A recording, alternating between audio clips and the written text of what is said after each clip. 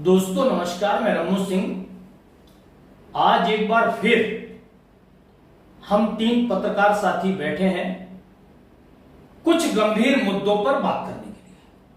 कलकत्ता की घटना तो सबके सामने है, पूरे देश में उबाल मचा हुआ है, लेकिन ऐसी अनेकों घटनाएं हैं जो हमारे इर्द गिर्द घूम रही हैं। आज इस गंभीर विषय पर हम लोग बात करेंगे कि आखिर रेप की बढ़ती घटनाएं क्यों समाज को कलंकित करती जा रही हैं। सिर्फ कलकत्ता की घटना नहीं है, ऐसी हैवानियत की घटना एक पुलिस कांस्टेबल ने यूपी में अंजाम दिया। मैं तो कहूंगा कि उससे विभत्स घटना है उत्तर प्रदेश की।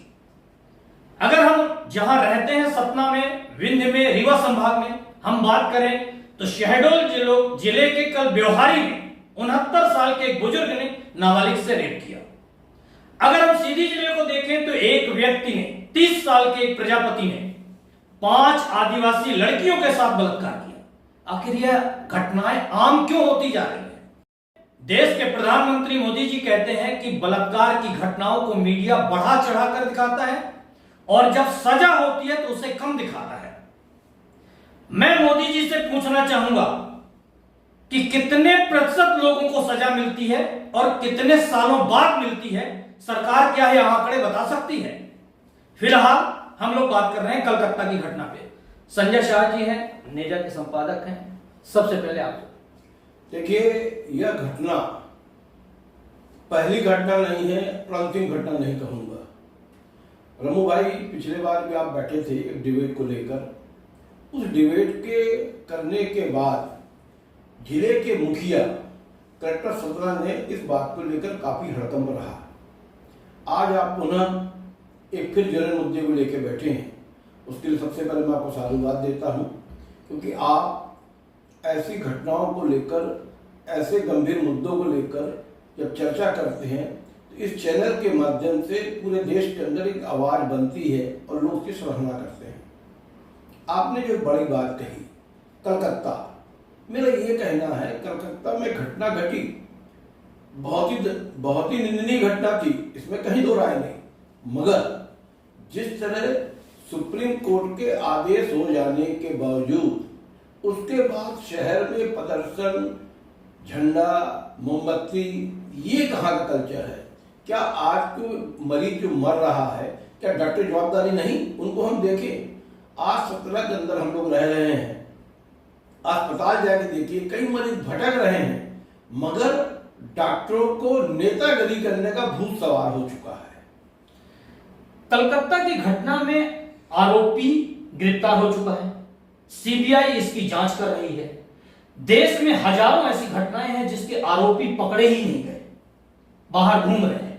हजारों की तादाद में ऐसे लोग हैं जिनको पेरोल पे और जमानत पे छोड़ दिया गया है, वह बाहर घूम रहे हैं। इन विषय पे आप क्या कहेंगे शिवाकांत भाई? देखिए, घटना बहुत ही शर्मसार घटना है, कलकत्ता की जो घटना है। इसके अलावा बहुत से ऐसे मामले हैं जिसमें सरकारें जो है दोहरा रवैया अपना रही हैं। जैसे देखा जाए तो यदि यूपी की बलात्कारियों की घटना पे बुलडोजर चला रहे हैं, तो जो यूपी की दूसरी घटना हुई, उन्नाव वाली घटना में आपने देखा था कि लास्ट तक पीड़िता की मां न्याय के लिए भटकती रही, लेकिन उसको न्याय नहीं मिल पाया उन्नाव की घटना में। उसी तरह आप देखिए कि यहाँ पे बाबा रहीम हो गया, राम रहीम हो गया, उनको पैरोल पे छोड़ दिया जाता है। 11 बार छोड़ा जाता है 2 साल के अंदर। 2 साल के अंदर। अंकिता भंडारी वाले मामला में आपने देख लिया, और एक पुलिस को एक मामला था, उसमें भी यही घटना हुई, उसमें भी छोड़ दिया गया। बलात्कारियों को पूरी तरह यानी बरी कर दिया गया, ये समझ लीजिए। तो मेरा मानना है कि दोहरा चरित्र ना अपनाया जाए। सरकारें जैसे बुलडोजर चलाती हैं, किसी यदि मुस्लिम समुदाय का कोई व्यक्ति अपराध करता है तो अपराधी की कोई जाति नहीं होती, अपराधी किसी जाति का नहीं होता, इसलिए उसी तरह बिहेव किया जाए, उसके यहाँ भी बुलडोजर चलाए, ताकि कोई भी घटना करने पर एक बार सोचे, उसे सोचना पड़े। तो इतनी निर्मम घटना हुई है, चाहे आप सीधी में देख लीजिए, आदिवासी लड़कियों के साथ बलात्कार की घटना हो, उसी तरह आप कलकत्ता की घटना हो गई। तो मेरा मानना, यूपी की घटना हो, मेरा मानना है कि इनके ऊपर भी बुलडोजर चलाया जाए और ऐसे कोई यानी कोई भी हो, किसी को भी बख्शा ना जाए। कल मुंबई में पूरे देश में कलकत्ता की घटना के प्रदर्शन के बाद एक महिला डॉक्टर को अस्पताल के अंदर उसके ऊपर हमला हुआ और आरोपी फरार है। देखिए, अगर आरोपी फरार है आप कह रहे हैं तो मेरे को एक बात बताइए, इनको कहीं ना कहीं राजनीतिक संरक्षण तो प्राप्त है और गुंडों को पार्टी के अंदर, पार्टी में जो लोग पद ले लेते हैं वो जब कोई क्राइम करते हैं, न्यायालय नेता बचाने में लग जाते हैं। आप ये बताइए, हमारे शहर की कई घटनाएं हैं जिन घटनाओं को आज भी उन नेताओं के ऊपर कार्रवाई तो केवल खानापूर्ति कर दी गई, न उसमें जांचें हुई, आज तक वो मामले लंबित पड़े हुए हैं और आप उम्मीद करते हैं सरकारों से, सरकार को कोई लाभ देगी, किसी का भला करेगी? कभी नहीं। एक मुरादाबाद यूपी की घटना का मैं उल्लेख कर रहा हूं। एक पुलिस में कांस्टेबल है, उसने अपनी पत्नी को इतना प्रताड़ित किया, राड से उसने गरम राड से मारा, गरम कीले चुभोई उसके शरीर में, उसने नाखून नोच डाले। उस कांस्टेबल ने जबरदस्ती अपनी पत्नी को बियर पिलाया और उसके प्राइवेट पार्ट में बियर की बोतल डाल दी। उसके माता पिता को गिरफ्तार कर लिया गया, लेकिन उस कांस्टेबल का घर योगी आदित्यनाथ ने क्यों नहीं गिराया? देखिए रमू भाई, मैं फिर कह रहा हूं आपके चैनल के माध्यम से, यहां पर राजनीतिक जो भी नेता का लड़का होगा, नेता होगा, उसके ऊपर पुलिस कार्रवाई नहीं करेगी। रहा सवाल बुलडोजर का, तो बुलडोजर उन्हीं के ऊपर चलेगा, उन्हीं के घर में चलेगा जो असहाय होगा या फिर मुस्लिम समुदाय का होगा।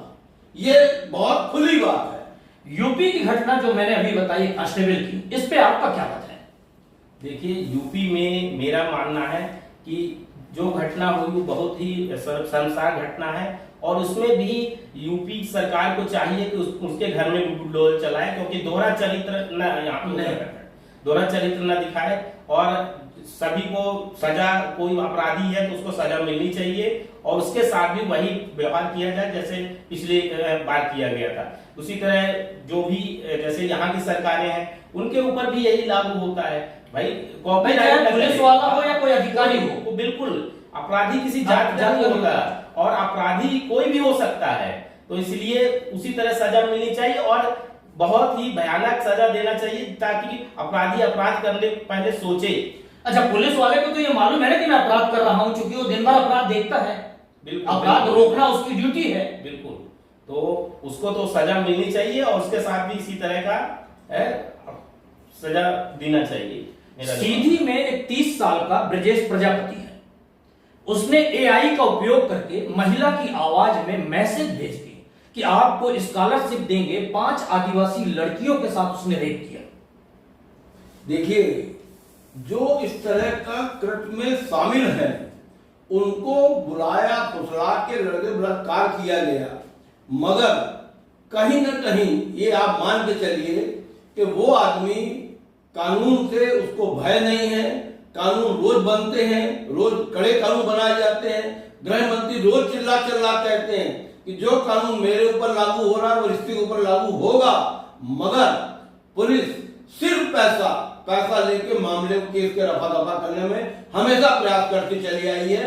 और ये मामला भी अभी चूंकि ताजा मामला है इसलिए लोगों को बड़ा गुस्सा है, आक्रोश है, मगर ये आक्रोश कुछ दिन बाद ठंडा हो जाता है और फिर पुलिस उस पूरे खेल को पटाक्षेप करके न्यायालय में पेश करती है और मुजरिम कहीं न कहीं बच जाता है और जमानत हो जाती है और कुछ सालों बाद बरी हो जाता है। आपकी बात से मैं सहमत हूं कि हमारे देश में भूलने की आदत है। अभी यूपीएससी के 3 छात्र दिल्ली में खत्म हो गए। वह घटना 3-4 दिन 5 दिन उबाल मारी और उसके बाद शांति हो गई, ठंडे बस्ते में चली गई। अब यह कलकत्ता की घटना है, 4-6 दिन इसमें हो हल्ला होगा, फिर इसमें शांति हो जाएगी। देखिए साहब, यहाँ पे ये बात कड़वा जहर जैसी बात कह रहा हूं कि जब कोई व्यक्ति बीमार होता है डॉक्टर को दवाई देता कड़वे होने की, वो ठीक हो जाता, डॉक्टर जानता नहीं। और इस तरह घटना कोई पहली और अंतिम घटना नहीं कि कलकत्ता घटना आज हो गई, उस पर कल से क्राइम रुक जाएगा। क्राइम अपने पैमाने में रोज बढ़ रहा है, मगर कहीं ना कहीं शासन प्रशासन प्लस नेता इस पूरे खेल में शामिल हैं, इसलिए क्राइम बढ़ रहा है। देखिए, देश में अगर किसी नेता ने रेप किया, रेप की घटना में वो आरोपी बना, जमानत में जेल में छूटने के बाद उसका ऐसे स्वागत किया जाता है कि जैसे रेप उसने न किया हो, उसने कोई मेडल जीता हो। बिल्कुल आप सही बात कह रहे हैं कि नेताओं का यदि कोई बलात्कार जैसी घटना करता है तो उसका स्वागत फूल मालाओं से किया जाता है। और अभी हाल ही में अभी एक घटनाक्रम में ऐसा हुआ है, प्रत्यक्ष उदाहरण है।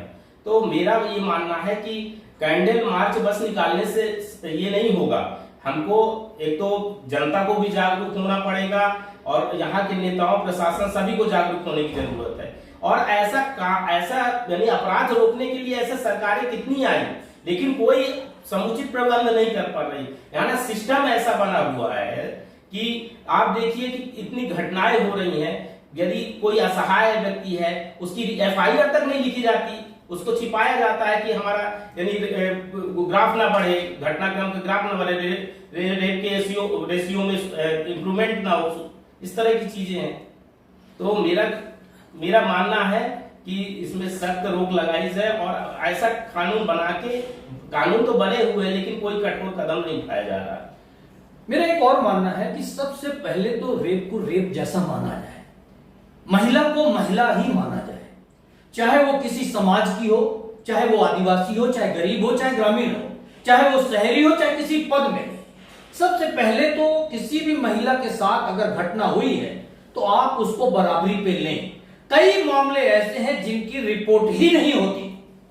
देखिए रमू भाई, एक बात बताइए, पिछले दिनों में शहर में एक परिवार के बच्ची के साथ एक जाति विशेष के उन्होंने उसके साथ बलात्कार किया, उसकी फोटो निकाली, उसको ब्लैकमेल किया, मगर पूरा शहर आंदोलन बैठा, पल्ला चौक में बड़ा धरना प्रदर्शन हुआ, हम लोग कई लोग शामिल हुए। आज भी कुछ देर बाद यहाँ पे भी डॉक्टर वाली घटना को लेकर, कलकत्ता की घटना को लेकर पूरा शहर व्यापारी इकट्ठा हो रहा है और जुलूस निकालेगा, मौन जुलूस निकालेगा, खूब नेतागिरी होगी, खूब अखबारबाजी होगी और कुछ दिनों बाद मामले को ठंडे बस्ते में डाल दिया जाएगा और हर व्यापारी अपने अपने काम में लग जाता है, क्योंकि यहाँ पे लोगों को भूलने की बीमारी है।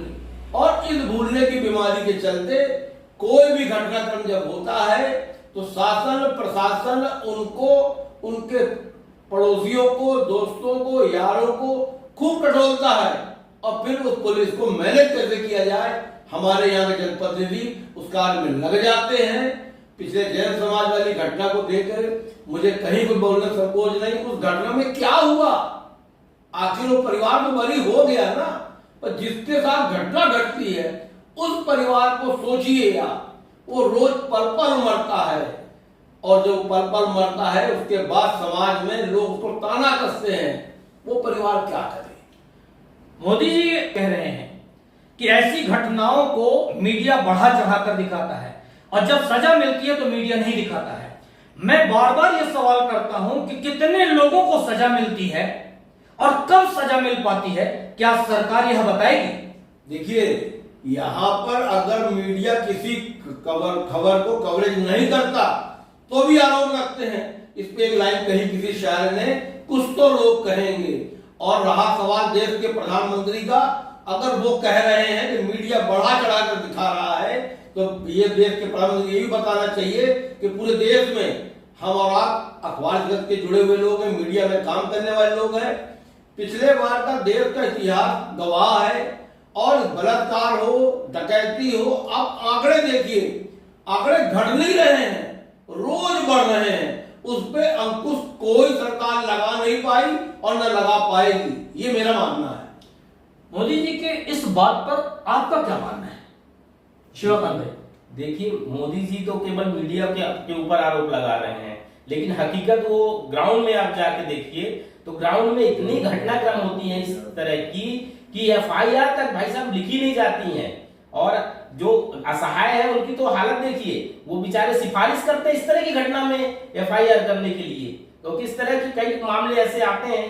अभी एक मामला आया था सतना का ही बता रहे हैं, सतना के एक मामले में वो पीड़िता करीब एक हफ्ते तक थाने के चक्कर लगाई, लेकिन उसको FIR नहीं की। बाद में किसी पॉलिटिशियन के दबाव में उसको FIR लिखा गया। वो भी एक घटनाक्रम था, रेप की घटना थी और एक आदिवासी महिला के साथ थी। एक आपने किस्सा अगर किसी घटना का बताया है तो मैं भी एक घटना का जिक्र कर रहा हूं।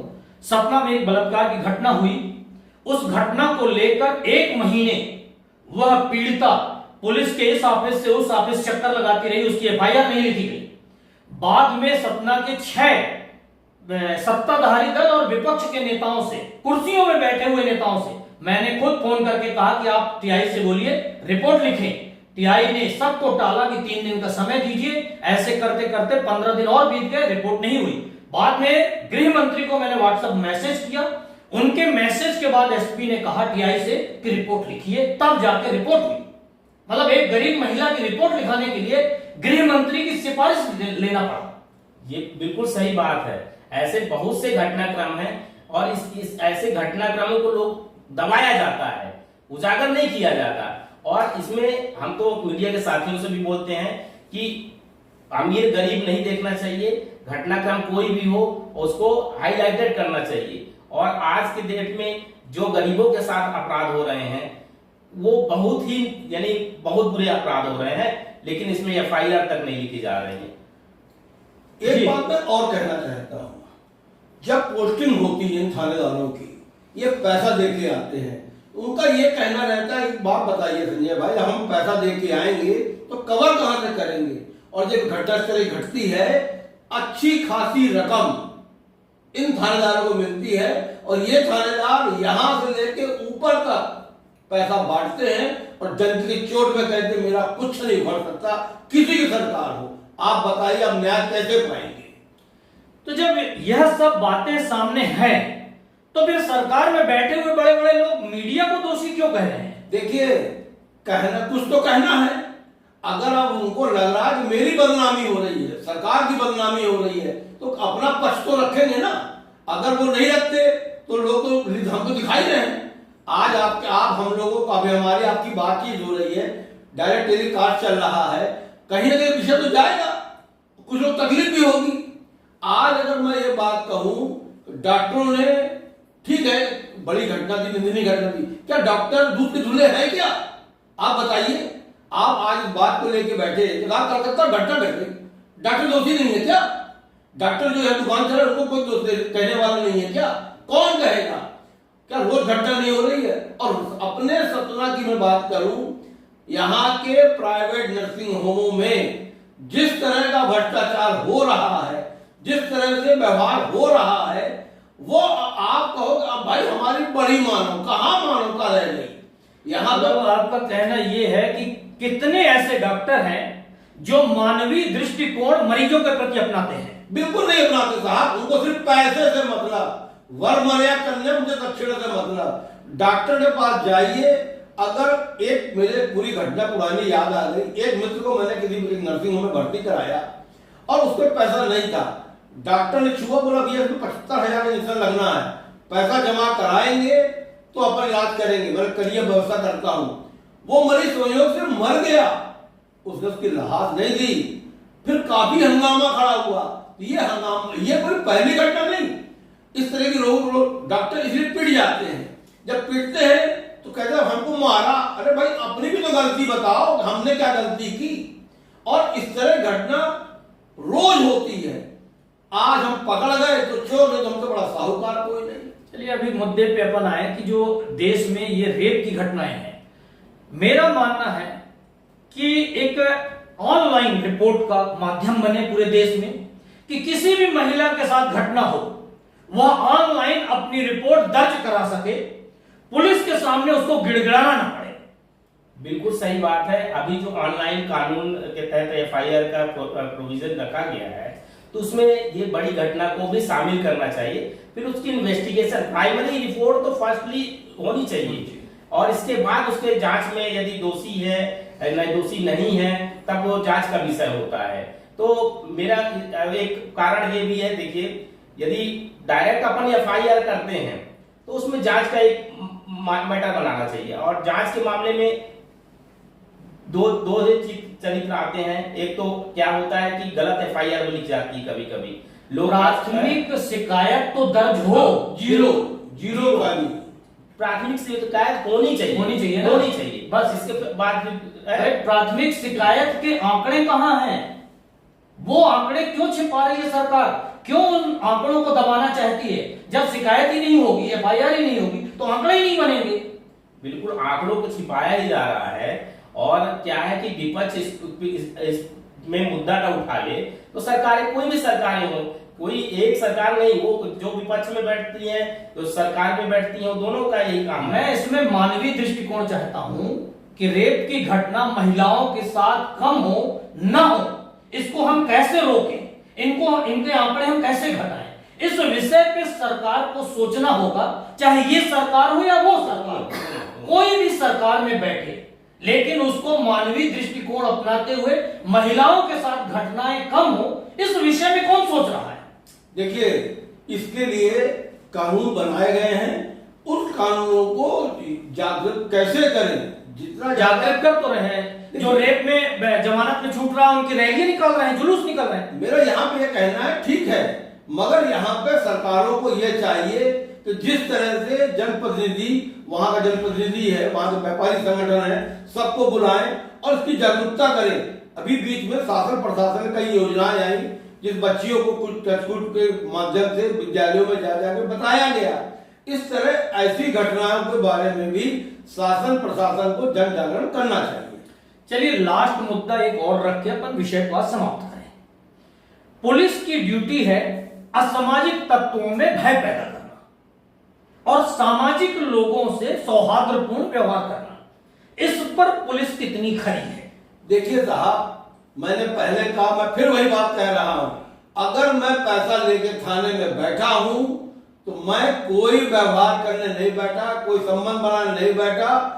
पुलिस को सब मालूम, गांजा कौन बेचता है, सट्टा कौन खिलाता है, दारू कौन बेचता है, रंडीबाजी कौन करा रहा है, मगर सबसे पुलिस को मिलता है पैसा। जब पैसा मिलेगा मेरे भाई, तो आप चैनल के माध्यम से, हम अपने अखबार के माध्यम से खूब लिखते हैं, लिखते रहिए। ये इतनी मोटी चमड़ी हो चुकी है, इनका कुछ नहीं हो सकता। इस विषय पर आपका क्या मत है शिवकांत? देखिए, पुलिस जब थाने में बैठती है तो अपने रुतबे में होती है, किसी भी थाने में जाए, और जब बाहर जाती तो मानवता दिखाती है, सौहार्द, बिल्कुल प्रेम दिखाती है। तो कोई भी हो, यदि आप कोई अधिकारी कर्मचारी को देखें, जब वो अपने ऑफिस में बैठता तो उसकी बाबूगिरी समझ में आती है, और जब साधारण मिलता है तो उसका एक अलग रुतबा होता है। तो उसमें दहशत की बात कोई मैं नहीं मानता हूं। पुलिस में लोगों के प्रति दहशत रहती है, लेकिन पुलिस यदि ईमानदारी से काम करे, स्ट्रिक्ट काम करे, तो अपराधी खौफ खाते हैं, ऐसा नहीं है। पुलिस का एक अलग ही सिस्टम है, पुलिस से लोग सभी डरते हैं। मेरा एक कहना और है रमू भाई, कि अगर आज हम अपनी युवा पीढ़ी को बचा लें, शहर में जिस तरह से मादक पदार्थों की एंट्री डंकी की चोट में दवाई विक्रेता बेच रहा है, जिसके पास कोई लाइसेंस नहीं है, नाम मेरा, दुकान आप चला रहे हो और आप धंधा कर रहे हो, शासन प्रशासन सब जानता है। मैं फिर कह रहा हूं आपके चैनल के माध्यम से, मगर इस पे अगर अंकुश लगाना है तो वो ईमानदार बनना पड़ेगा। ईमानदार बन सकता नहीं है क्योंकि उसको कहते हैं मुझे चाहिए पैसा। फिर मैं शब्द जो खत्म, अपनी बात खत्म कर रहा हूं, एक लाइन में कह रहा हूं, आओ खाए मध्य प्रदेश। मोदी जी 10 साल से अधिक समय से प्रधानमंत्री की कुर्सी में बैठे हुए हैं। मीडिया पर आरोप लगाना, दूसरे पे आरोप थोप देना बहुत अच्छी बात है। एक आरोप मैं लगा रहा हूं सीधे तौर पर कि जितनी अश्लील साइट्स चल रही हैं इंटरनेट पे, 10 साल में आप क्यों नहीं रोक पाए मोदी जी? यह अश्लील साइट्स आखिर बच्चों को बिगाड़ रही हैं, बूढ़ों को बिगाड़ रही हैं, इससे अपराध बढ़ रहे हैं। आप कह रहे हैं कि चीन के हमने कई ऐप्स बंद कर दिए जो गलत थे, लेकिन एक भी अश्लील साइट्स आपने बंद की हो तो बताइए, इस पर कोई कानून बनाया हो तो बताइए। देखिए, आज आपने जो बड़ी बात कही, आज व्हाट्सएप खोलिए, उसके अंदर ऐसी ऐसी चीजें देखने को मिलती हैं, हमको आपको शर्म आती है, मगर आप और मजे की बात, आप सिनेमा पिक्चर देखने जाइए, कोई साइड देखिए, आप कहते हो सिगरेट पीना हानिकारक है, शराब पीना हानिकारक है, पिक्चरों में वही चीज दिखाई जाती है, उसी के विज्ञापन आप उनके विज्ञापन दे रहे हो। और मजे की बात, बड़े बड़े समाचार पत्रों में फुल पेट विज्ञापन आते हैं कि साहब ये काम करिए, तो उनको क्यों नहीं रोक रहे हैं? अगर उनको यहाँ पे सूचना प्रशासन मंत्री बैठते हैं, सरकारों ने कानून बना रखे हैं और इनके लिए कानून नहीं है, बाकी सबके लिए कानून बनाए जाते हैं। अश्लील साइट्स को लेकर आपका क्या मत है? देखिए, अश्लील साइट तो बहुत ही खतरनाक चीज है छोटे बच्चों के लिए, छोटे बच्चों से लेकर युवा तक के लिए। अभी कलकत्ता की घटना में पहला खुलासा यही हुआ कि वह आरोपी, वह अपराधी अश्लील साइट्स देखने का आदी था। बिल्कुल सही बात है। बच्चे क्या है, अब बच्चे मोबाइल दे देते हैं, पेरेंट्स भी दे देते हैं मोबाइल। बच्चे भर नहीं है ना, इसमें तो हम सभी को शामिल कर रहे हैं कि जो भी इंटरनेट यूज करता है वो तुरंत साइट्स खोलता है, उसको अश्लीलता परोसी जाती है। बिल्कुल सही बात है। इन साइटों पे तो बैन लगाना चाहिए। और फिर दूसरी बात है, जो अखबारों में विज्ञापन छपते हैं या एडवर्टाइजमेंट होती है, चाहे सरकार के एडवर्टाइजमेंट हो, आप देखते होंगे उसके चैनलों में भी यही चीजें दिखाया जाता है। चैनलों में भी आप देखो एडवर्टाइजमेंट में कोई प्रतिबंध नहीं लगा है। उसको सूचना प्रसारण मंत्रालय को इस चीज को सोचना चाहिए, उन पे बैन लगाना चाहिए और अश्लील साइट्स को तो बिल्कुल बंद कर देना चाहिए। मोदी जी, इस विषय में आप मुझे फेल नजर आ रहे हैं। 11 साल हो रहे हैं, 10 साल से अधिक समय हो गया, आप एक भी अश्लील साइट्स नहीं बंद किए हैं। इसमें आप जरा खुलासा करिए कि इसमें सरकार का क्या रुख है, सरकार का क्या इंटरेस्ट है। बहुत बहुत धन्यवाद आप लोगों को। धन्यवाद रमू भाई।